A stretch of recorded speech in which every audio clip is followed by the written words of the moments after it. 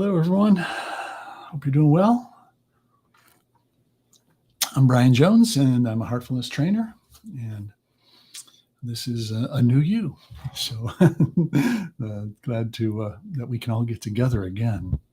Really, it's such a nice opportunity to have technology like this where we can meet up and interact. It's great. So I see people are joining in now, so I'm going to keep an eye on the chat as we get started here. MC, okay, welcome. So you feel free today if you would like to ask questions, and also if you want to just, say your name and where you're tuning in from. That would be really great. Really appreciate that very much. So anyway, today I decided I'm going to talk about my heartfulness journey. So the reason I wanted to do that is that, a couple of reasons. One is that this next weekend coming up is the birth anniversary of one of our spiritual guides, spiritual teachers, spiritual masters, we can call them, Parthasarthi Rajagopalachari, who we know as Chariji.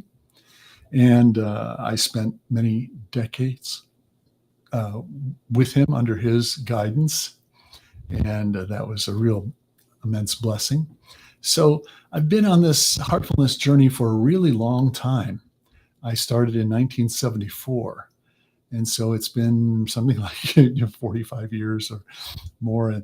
And so I've had a chance to meet 3 of the 4 masters, which is probably, a little unusual, to have met 3 of the 4. And the first master guide, we could call him Lalaji, who was founded this method. I had a lot of experiences with him, actually, when I started and all through my practice. So somehow I feel very connected to him as well. So in a way, I feel connected to all 4. And when we think about a spiritual guide and what that would mean to you if you're getting into your spiritual path more, it's kind of like thinking climbing Mount Everest. Sir Edmund Hillary, climbing that mountain, he couldn't have climbed it on his own. He had to have the Sherpa guide, Tenzing Norgay. And so they climbed it together. So that's the importance of having a guide, especially in something as nebulous and hard to understand as a spiritual journey, which is a journey of thought. It's a journey of consciousness. It's a journey of our identity, of who we think we are. That's what the spiritual journey is all about, and finding out who we really are. And for that, a spiritual guide can be essential to you on your path.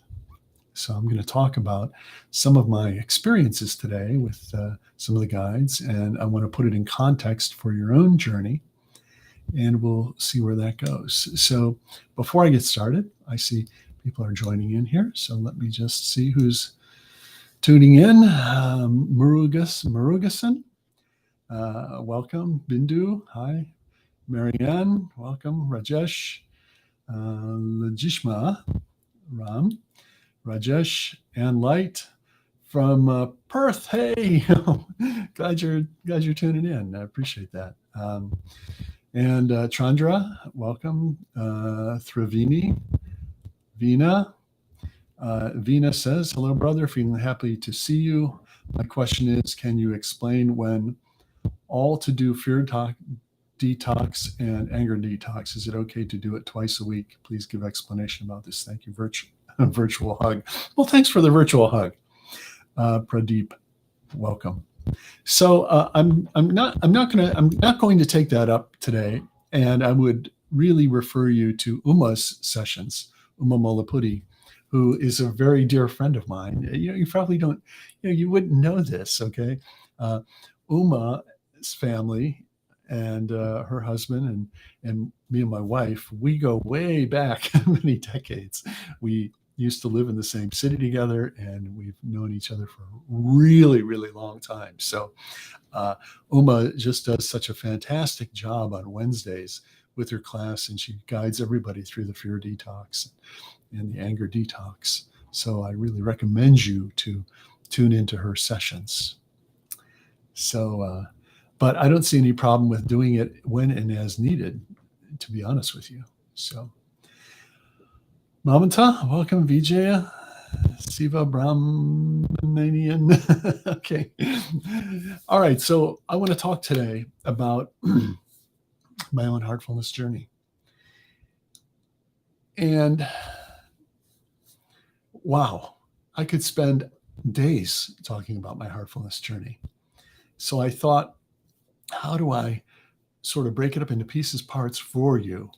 And so what I thought I would do is maybe share a personal experience that I've had with each of the spiritual masters and what that meant to me, and also what that would mean to you.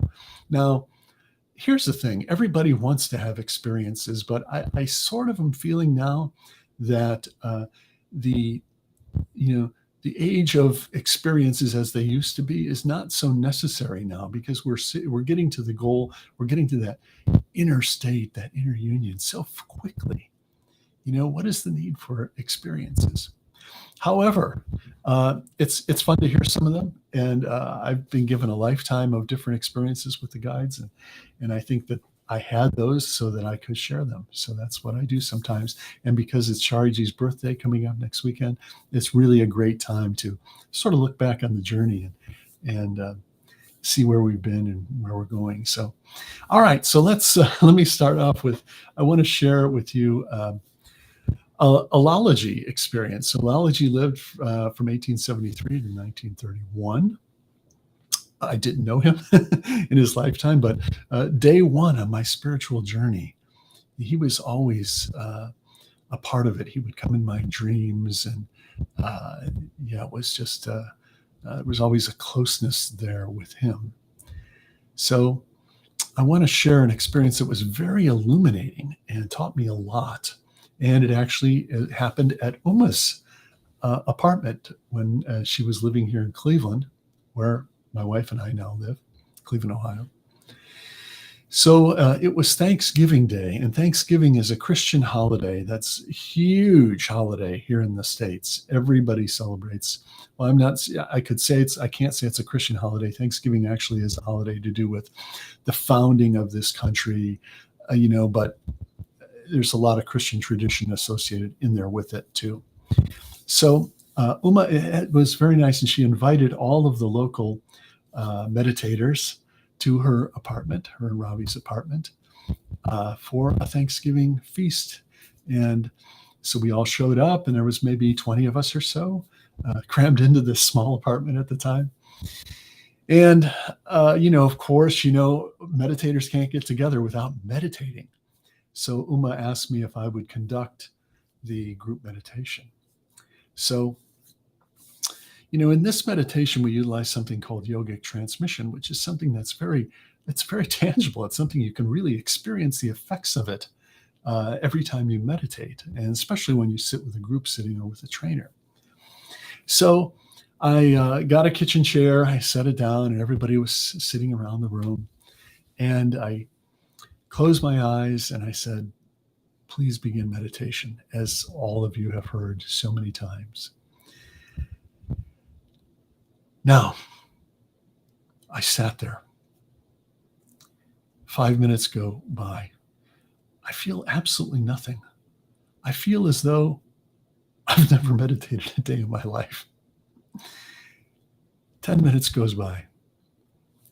I feel absolutely nothing. I'm just sitting there, like I'm just sitting here talking to you, and I'm thinking to myself, gee, I don't feel anything.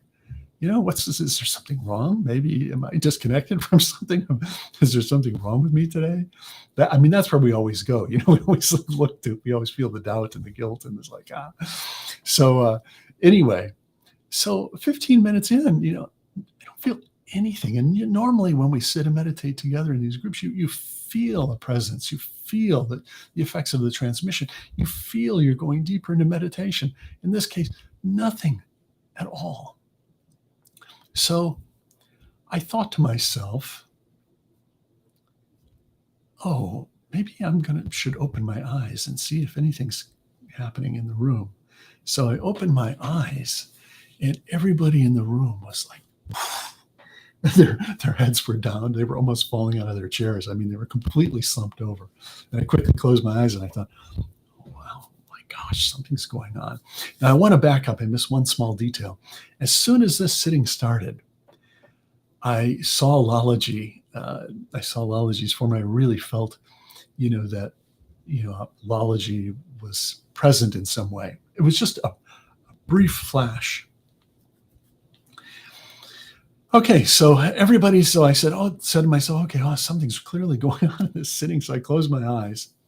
And now a typically human thing happened. I wanted to feel like I'm a part of the process. I wanted to feel like I'm a doer in the sitting. So I thought to myself, all right, I'm going to make the highest thought. I'm going to make the thought that love is being transmitted. No sooner do I have that thought than I got a kick in my back that I thought was going to knock me off my chair. It just absolutely jolted me. And I heard Lalaji's voice say, how can you think of love when this is the purest thing I am giving? Whew, wow. What a lesson. How can you think of love when that which could not be even perceived, was the purest thing that he was giving? That was probably the purest sitting, maybe, that I had participated in, and I couldn't know or perceive any of it because it was so pure that it transcended all perception and feeling. And I realized something that Babaji said.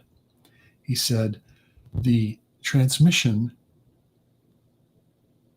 cannot be felt or experienced. We can only feel the effects of the transmission. This is a very important point. We can only feel the effects of the transmission. So that was a big lesson. All right, so that was an experience with Lalaji. So now I want to talk a little bit about Babaji. I met him twice, once in Germany, once in Paris. And I had a lot of inner experiences with him. Obviously, he was my first introduction to what we now call heartfulness. And he clearly found me here in Cleveland, Ohio, because at the time there was, I think, one trainer in the US, and she lived in the Cleveland area. And there were only 33 people in the whole country that even knew about this method or knew about Babaji. That's how small we were. So the experience I'd like to share with him happened on the second time that I met him. So the second time was in 1982, and we were at a university in Paris called the École Centrale, which was it was like a technical college, and it was during their off season. So the arrangements that were made were that we could all stay in the different dormitory buildings. In Babaji, they set up a special room for him in one of the dormitory buildings, and we were so fortunate we were staying in the same building, just up one or two floors from his room. And at the time, Babaji was in really ill health, and he was very, very frail. And for the first many days, he couldn't even come out. And many of you have probably seen the very well-known photo of Babaji at the window where he looks very thin and drawn, and Chariji is with him, pretty much holding him up, looking out this small rectangular window. And my wife and I and our friends and the other Abhyasis were standing just below that window. So it was a Sunday, and I woke up in the morning, and for some reason it felt like my kidneys or something in my back had swollen up immensely, and I was in tremendous back pain. Well, we tried to find a doctor, but being Sunday, there was no one available. Now, there was somebody there from one of the countries who was doing some energy healing, and so they tried to do some work on me, but nothing happened, and I could barely walk. So, being in pain that whole day, that evening, about 5, 6 o'clock, it was time for the evening group meditation. So I went through the back door and I sat in a chair in the back of the room because I was thinking to myself, I'm in so much pain. I don't really know if I can sit here for the meditation. I may have to leave. So just as I'm thinking about this, they literally carry Babaji in through the front door by the stage. And as soon as he entered the hall, I felt this burst of healing energy all through my back. And all of that immense swelling just went just like that and was gone. And the lesson I learned from this was Babaji always told people, if you're ill or sick, see a doctor. But what I learned from this experience was that I did try to see the doctor. And, when the doctor is not available for good reason, then the master attends to you himself. So that was a really beautiful and another of many awakening experiences that I had. And of course, that was the last gathering that Babaji had attended, because it was a few months after that he had passed. So I was so blessed to be there at that last time. So Chariji, now here's the thing: all the masters are so different from each other. They're incredibly different personalities, and yet they all embody the same thing. And one of the things Chariji said, which was so beautiful, someone asked him, are the masters of the past, like Jesus and Buddha and Krishna and all these, were those masters more powerful, or are the new masters more powerful? This was their question to him.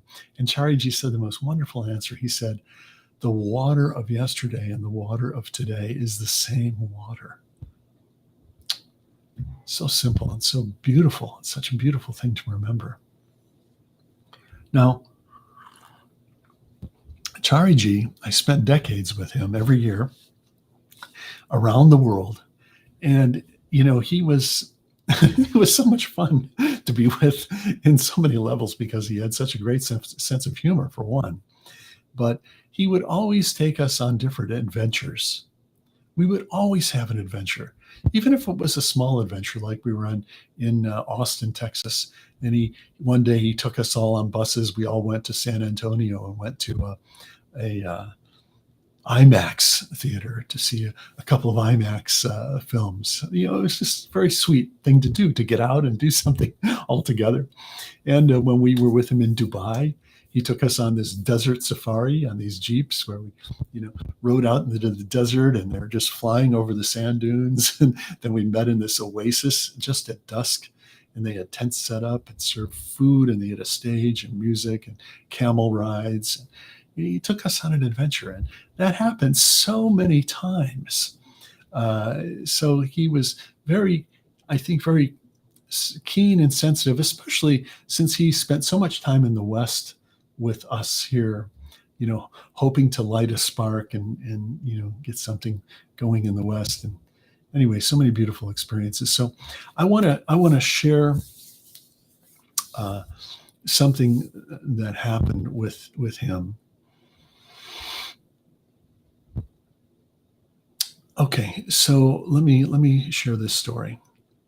There was to be a big gathering in France, and it was going to be in two parts.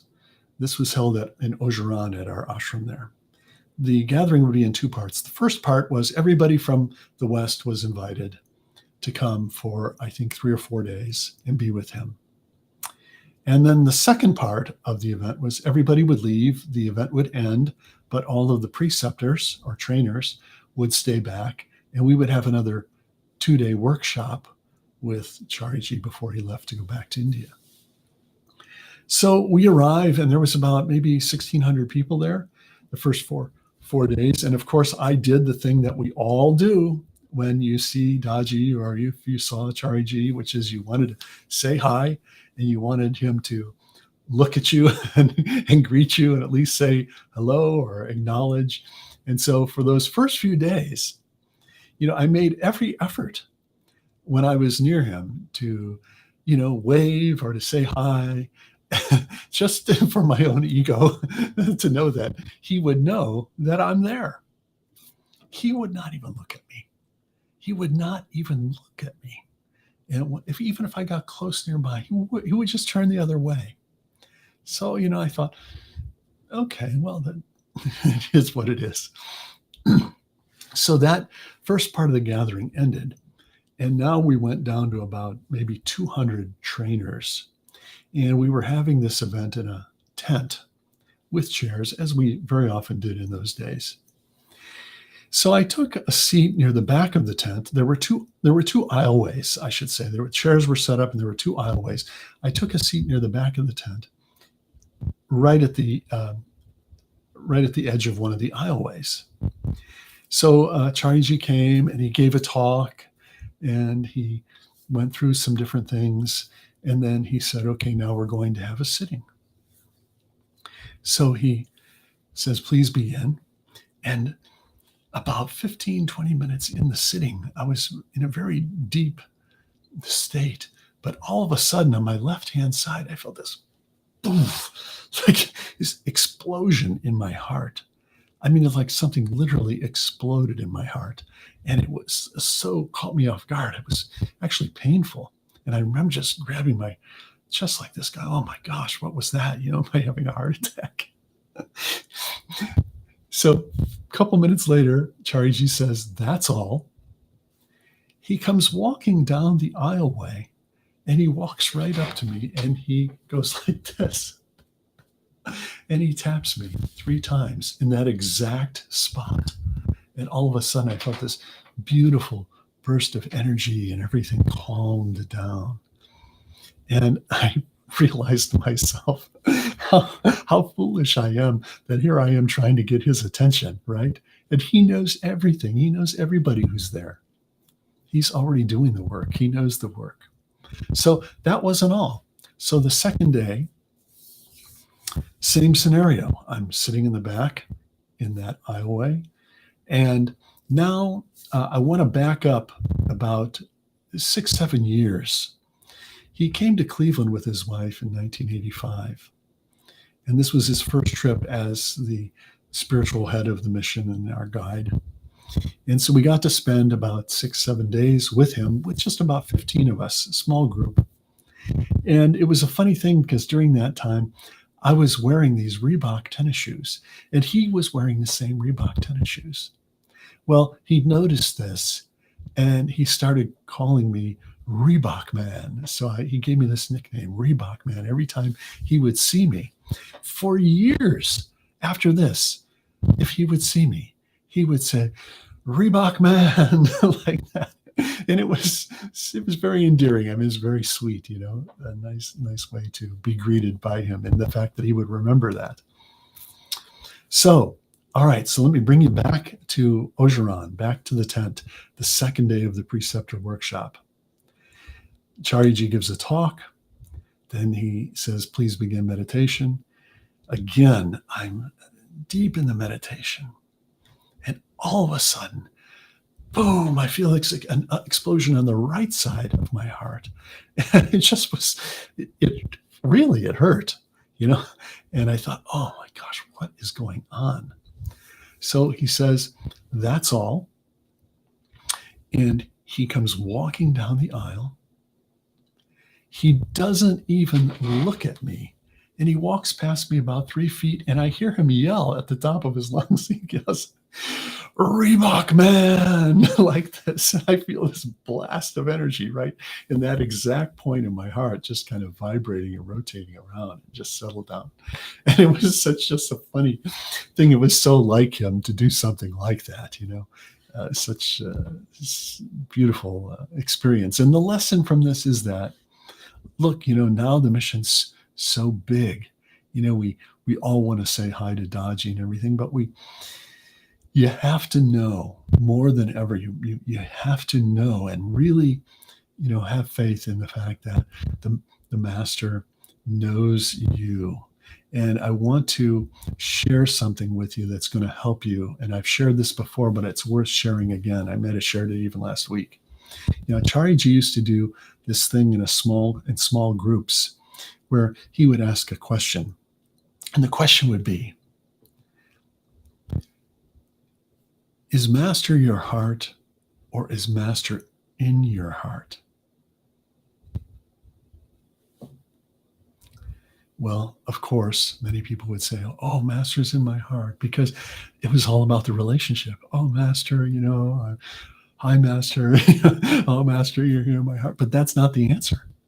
The answer he was wanting from people was that Master is their heart, because that's the reality of the journey. That's where we're headed, is that the Master, the guide, self-consciousness,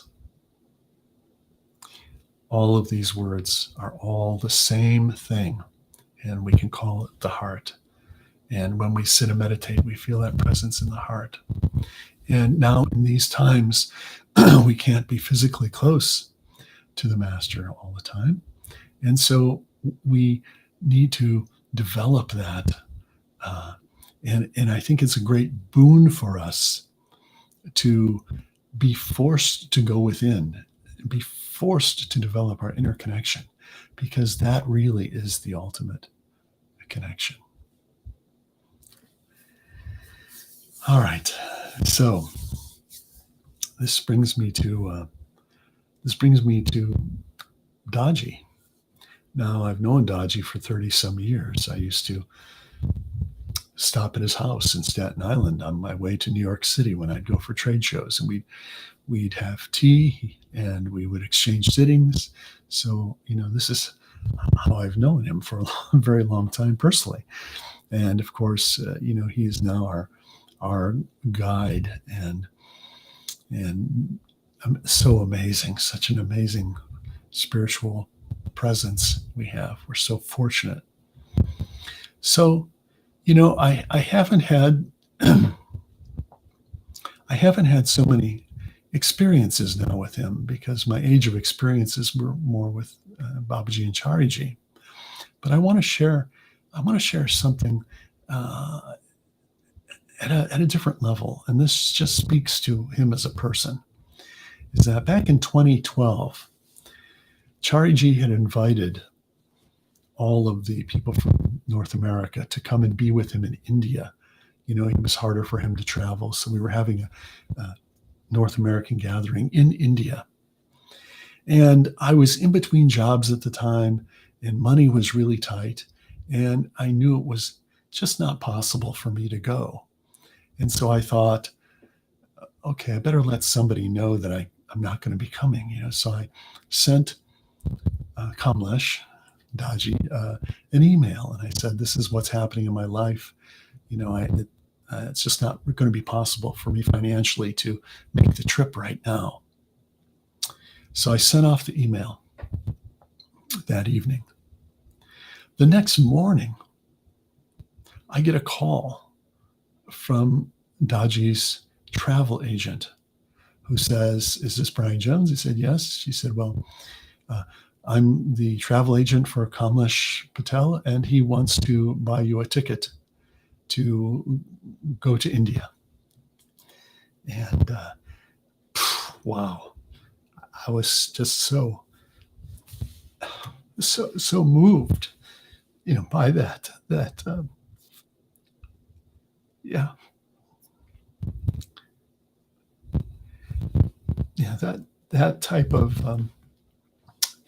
type of caring. Excuse me.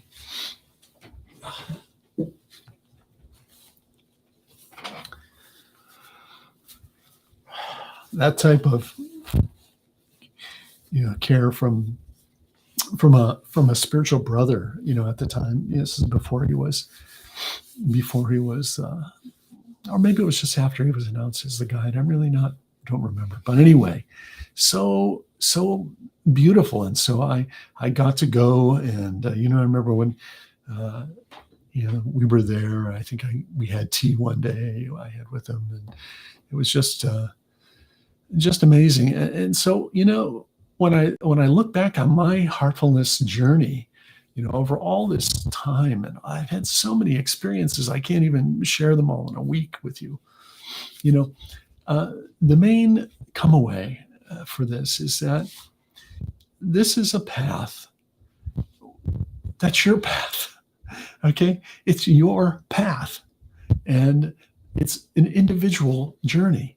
It's your journey, and it's very important that you embrace your journey and don't let too many other journeys and other things outside influence your heart and influence what's coming to you.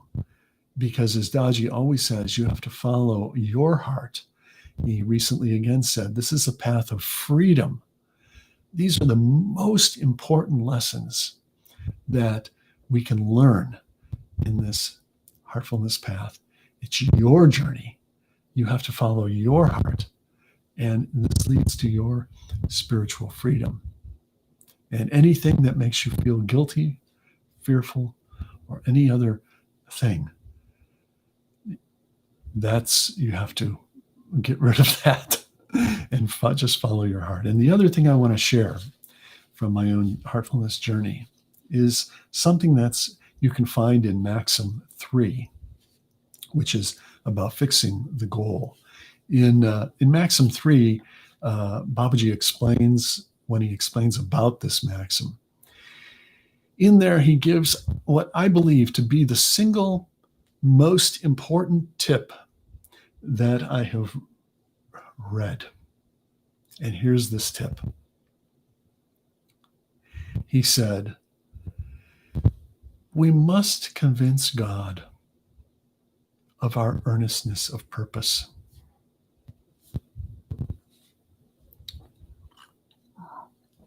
We must convince God of our earnestness of purpose.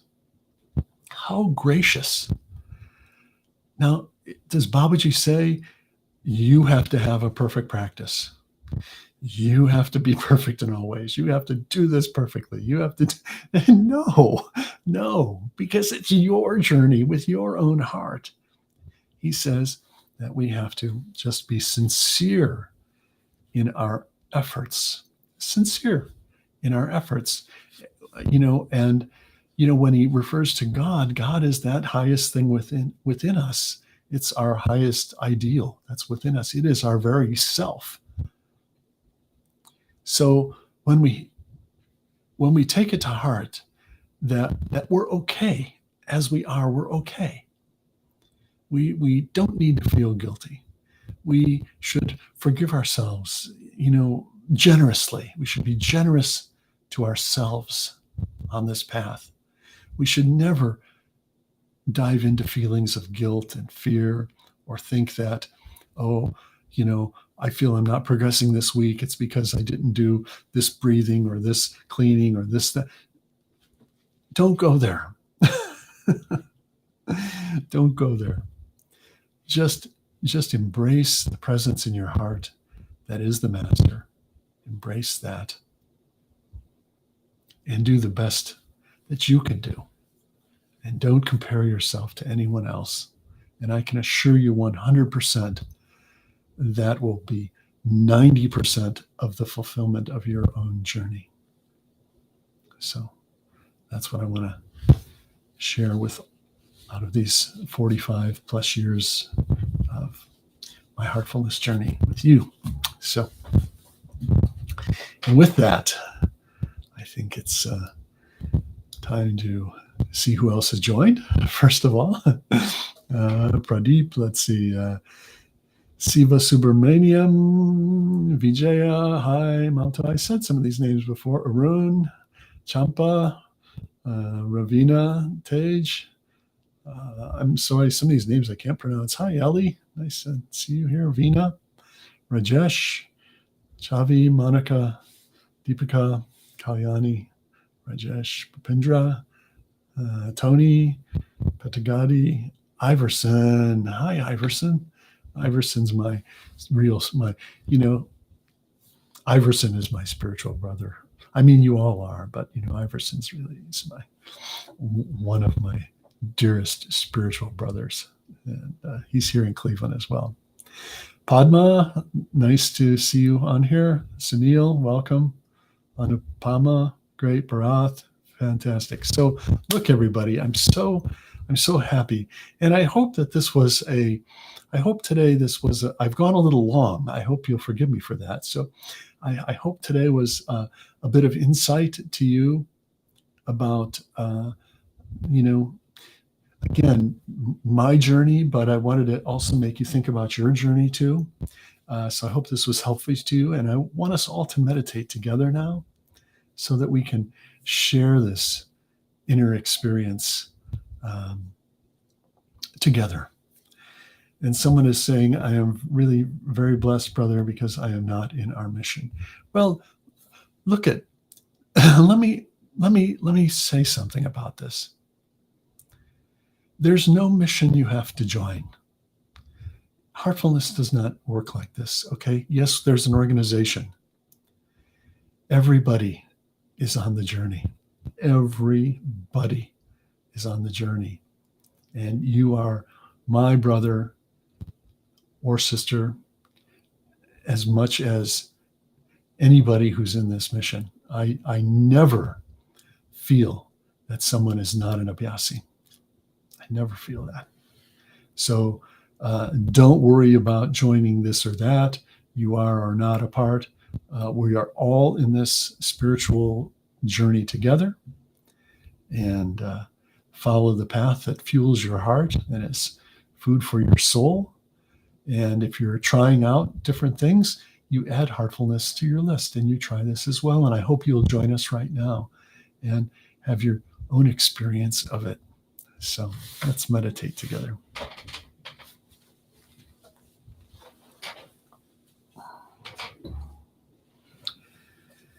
Okay.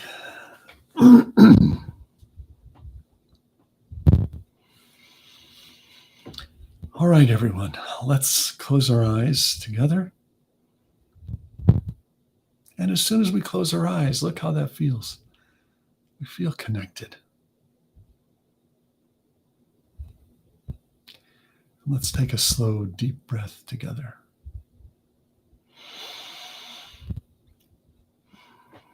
Let it go. And feel your body relax.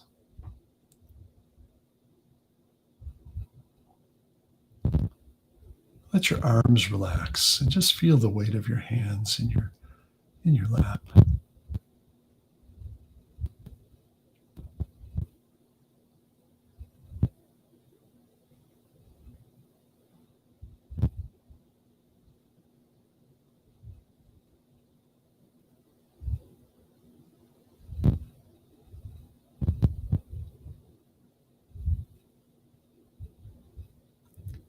Feel your shoulders are relaxing.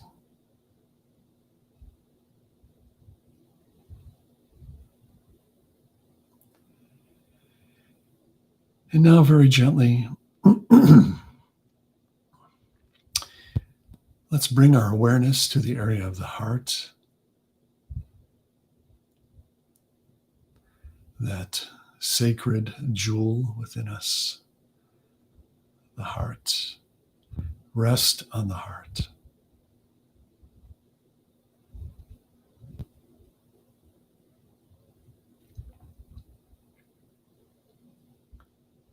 Feel the lightness there.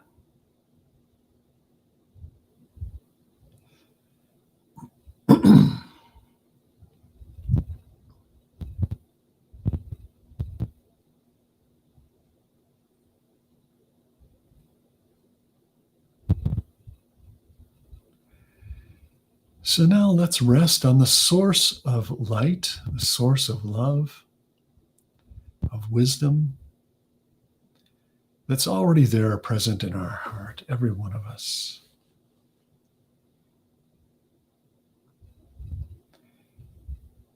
let's feel that the source is inviting us homeward.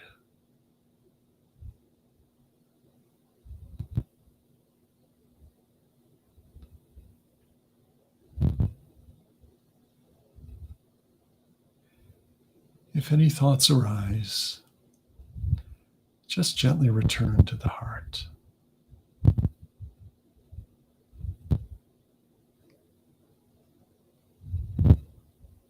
Please stay with that thought.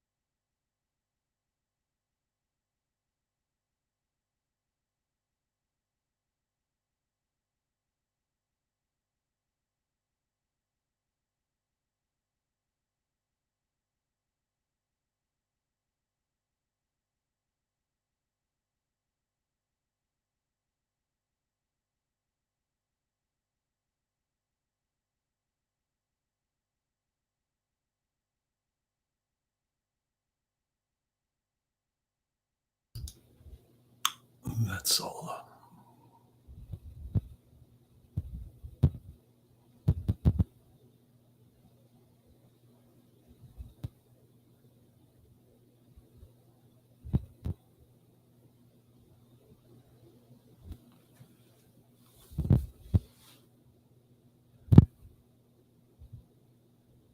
Take a moment and let that peaceful feeling inside expand.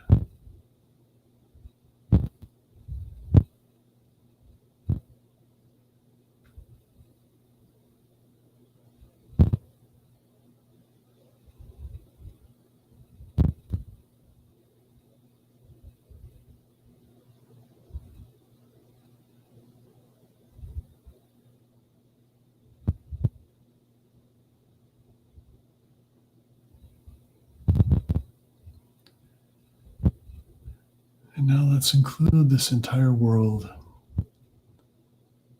in the embrace of this inner peace.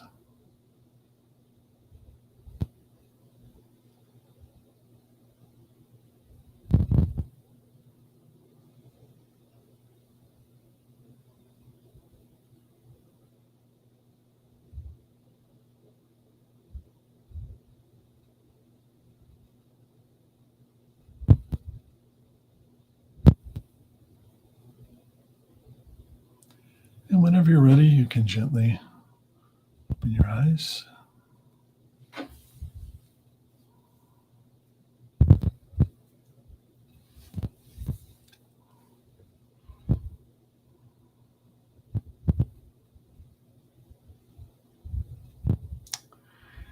Okay. So, once again, very grateful that we could all come together and share this heartful moment. Janaki, thank you. Rajesh. I hope that you will bring forward this peaceful condition into your day, your evening, your week, and let it lead you forward.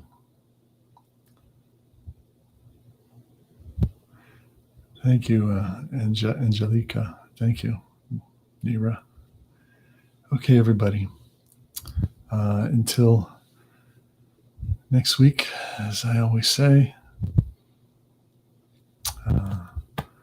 stay with the heart. Remember, it's your journey.